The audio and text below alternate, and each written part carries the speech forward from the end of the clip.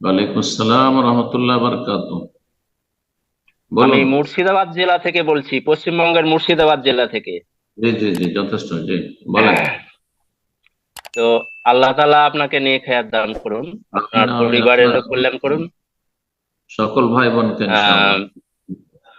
আহ জি, অনেক, আমি তো লাইভে শুনি অনেক উপকৃত হচ্ছে। তো যাই হোক, আমার প্রশ্নটা হচ্ছে জি যে আমাদের এই এলাকার অনেক আলেম খুব মানে অহংকার দেখিয়ে কথা বলে। তার মধ্যে কিছু কিছু বলছি, দুই একটা, দু তিনটে, যে যেমন বলে যে সাধারণ মানুষের কোনো মূল্য নাই, আলেমদেরই শুধু মূল্য আছে। সাধারণ মানুষকে যদি সবাইকে আটলান্টিক মহাসাগরে ফেলে দেওয়া হয়, তাহলে দুনিয়ার কোনো ক্ষতি হবে না। আবার বলে যে ডাক্তার প্রফেসর এরা তো সব বোকার দল। হুম। আবার কেউ বলেন যে আলেমদের সম্পর্কে কোরআনে বলা হয়েছে যে আলেমরা নবীর ওয়ারিস, শুধু আলেমরাই আল্লাহ তাআলাকে ভয় করে। তো এসব ব্যাপারে শরীয়ত কি বলে? এসব ব্যাপারে শরীয়ত বলছে যে অহংকারী হচ্ছে অন্তরের কবিরা গুনাহকারী। মানুষের অহংকার অন্তরে হয়, যার এই কবিরা গুনহার বহিঃপ্রকাশ ঘটে মানুষের কথা, চালচলনে, চলাফেরায়। এটি কবিরা গুনহা। আর অহংকার করা আর আল কিবর, এটি হচ্ছে রব্বুল আলমিন আল কিবরিয়া ও রেদাই ওয়াল আজমাত ইজারি, আল্লাহ রব্বুল আলমিনের গুণ। সুতরাং কোন মানুষ আলেম হলে সে অহংকার করবে, এটা তার কাবিরা গুনাহ, অন্তর তার পাপিষ্ট। আল্লাহ এরকম অসৎ আলেমদেরকে হেদায়েত দান করুন। দুই নম্বর কথা হচ্ছে যে আলেম সবাই হইতে হবে, এটা আল্লাহ তো ফরজ করেনি। হ্যাঁ। আর তারপরে যদি সত্যিকারের আলেম হইতো তাহলে এই ধরনের কথা কখনো বলতো না। আলেম মানে শুধু কোরআন এবং হাদিস আরবির জ্ঞান থাকা বা মাদ্রাসা পড়ুয়া নয়।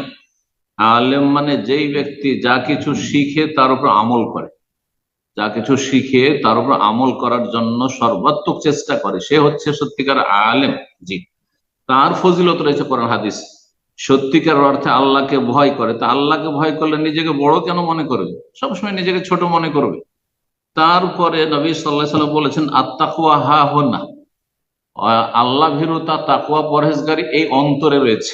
সেটা আলেমের হইতে পারে, একটা ডাক্তার ইঞ্জিনিয়ার আমার চাইতে বেশি হইতে পারে, একটা কৃষকের চাষিরও আমার চাইতে বেশি হইতে পারে, একটা রিক্সা চালকের আমার চাইতে বেশি আল্লাহর ভয় ভীতি থাকতে পারে অন্তরে।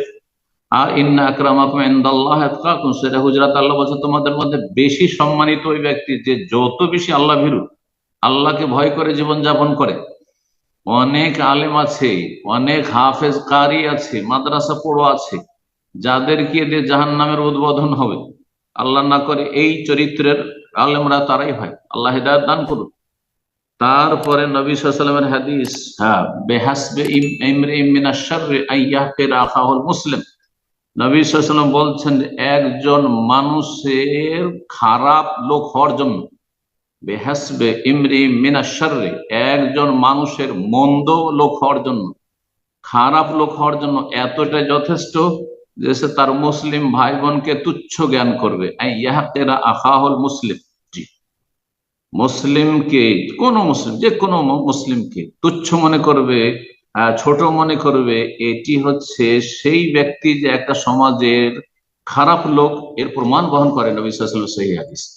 সুতরাং সবগুলি দিক থেকে স্পষ্ট, যেই ব্যক্তি অহংকারী, ইন্নাহু লা ইউহিব্বুল মুস্তাকবিরিন, ইন্নাল্লাহা লা ইউহিব্বু মান কানা মুখতালান ফাখুরা, ইন্নাল্লাহা লা ইউহিব্বু কুল্লা মুখতালিন ফাখুর, কত আয়াত রয়েছে। অহংকারী, দাম্ভিককে, যে নিজেকে বড় মনে করে, তাকে আল্লাহ মোটেই ভালোবাসেন না। অহংকারের কারণে আল্লাহ ফেরাউনকে ধ্বংস করেছেন, অহংকারের কারণে কারুনকে আল্লাহ ধ্বংস করেছেন। আল্লাহ হেদায়েত দান করুন, আল্লাহ হেদায়েত দান করুন। জি।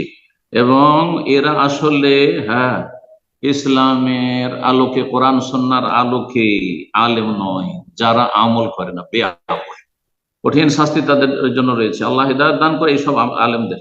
আর যার যত বেশি এলম হবে, এলম ওয়ালা মানুষ হচ্ছে ফলওয়ালা গাছের মতো। গাছে যত বেশি ফল ধরে থাকবে, লিচুর গাছ, আমের গাছে যত বেশি থাকবে ফল, তত বেশি সেটা ঝুঁকে যাবে, সেই গাছটি ঝুঁকে যাবে, ডালপালা ঝুঁকে যাবে। তো যার মধ্যে যত বেশি এলেম থাকবে সেই ব্যক্তি তত বিনয়ী হবে, তত নমনীয় হবে। আর যারা 3-4 হরফ শিখেছে তারা মানুষকে মানুষই মনে করেন, আর তারপর অন্য আলেমদেরকে আলেম মনে করে না, নিজেই মনে করে যে আমি অনেক কিছু, কারণ সে তো অল্প পানির মাছ। খাদাহুল্লাহ।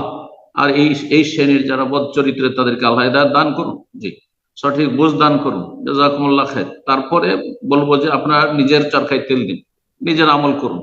সে পাপ করবে, সে যাবে জাহান্নামে, হ্যাঁ, আল্লাহ তাকে হেদায়েত দান করুন, কিন্তু আপনি আগে নিজের সংশোধন করুন।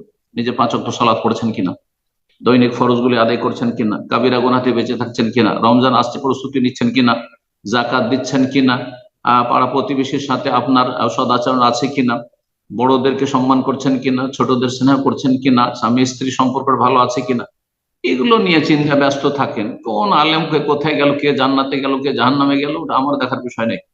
আল্লাহ সকলকে হেদায়েত দান করুন এবং সকলকে জান্নাতের পথে চলার তৌফিক দান করুন। জাযাকুমুল্লাহ খায়র।